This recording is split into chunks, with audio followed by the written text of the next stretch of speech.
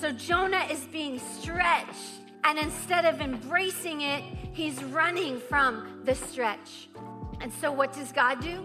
God's response is to send a storm.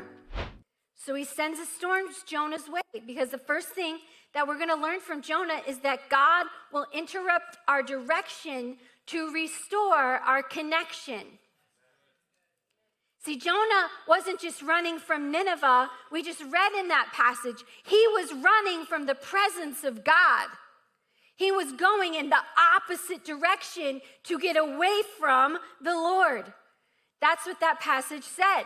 So it wasn't the place he was running from. He was running from God's presence. And what does God do? He responds with a storm. Because the storm is saying to Jonah, hey, Jonah, you're not going the direction you should be going. Hey, Jonah, hey, guess what? You're running from me, and I'm here. I know that you're running from me. Hey, Jonah, it's time to get back into my presence. That's what the storm is trying to communicate to Jonah. I know there's been a lot of issues with travel lately. I don't know if anyone has had any. Has anyone had any travel issues lately? As you've been trying to travel? Yes, a bunch of us in the room.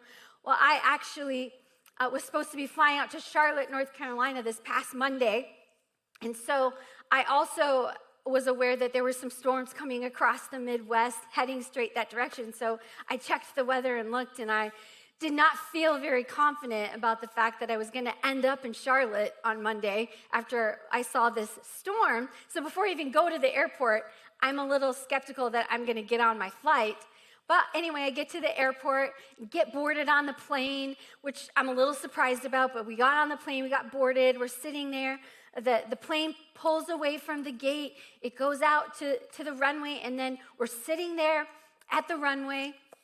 And then here comes the pilot. He comes on and he says, hey, there's quite a line for the runway, so we're just going to sit here for a few minutes, but we should be getting up here shortly. And as long as we get off the ground here real soon, we should be able to get into Charlotte just fine. So we're like, okay. So a few minutes go by, and then he comes back on and he says, okay, well, we kind of missed our window, so we're going to have to sit here for an hour. So we sit, waiting to get on the runway for about an hour. And sure enough, he then gets back on the intercom and says, so I've just been told that it's going to be a few more hours yet, so they're actually going to get us a gate, so we're going to head back to the gate so you can get off and walk around, so you don't have to wait on the plane that whole time. And I'm like, okay, this isn't quite the way this is supposed to be going. And then as soon as I step off the plane, I get that text alert, your flight's been canceled. And I'm like, well, there it is. All right. Did not think this was going to go very well today. So my flight is canceled, right? Well, here's the deal. Had the pilot actually gotten us off the ground before the runway got backed up, we actually would have had to land in Charleston. Well, I wasn't headed to Charleston, was I? No, I didn't want to go to Charleston. That wasn't where I was going. That wasn't my destination. So the storm that was an inconvenience and an interruption actually kept me from going to where I didn't want to be. Right? And so here's Jonah. God sends a storm to interrupt things and to keep Jonah from going somewhere he wasn't meant to be. And so I want to remind us today that the storm isn't meant to destroy us, but to redirect us back to his presence. And so what storm are you facing? Maybe you've had a friend betray you and your heart is broken. Maybe you suddenly need a costly car repair and you don't have the money for it. Maybe you just experienced an unexpected injury. Maybe you suddenly find yourself taking care of an ill parent. See, the storm you're in just may be what it takes to get you on your knees in God's presence. Maybe it's what God is going to use to work you through some refinement. Maybe he needs you to get rid of some pride. Maybe he needs to help you see things the way he sees them. Because God, he doesn't always send the storm. because we can end up in a storm from our own choices or the choices of others or just life circumstances. So he's not always the one that sends the storm, but I tell you what, he will use the storm to do something in you. And so we can let the storm make us bitter, or we can let it make us better. We have a choice.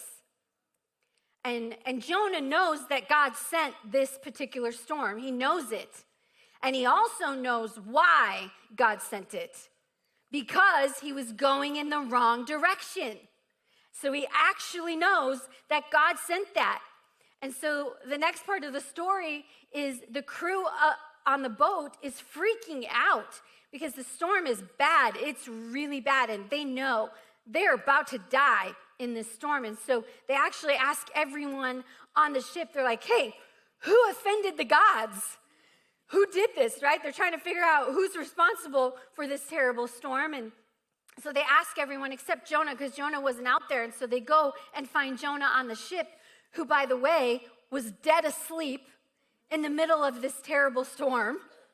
So they wake him up, and he tells them, he says, hey, this storm is all my fault.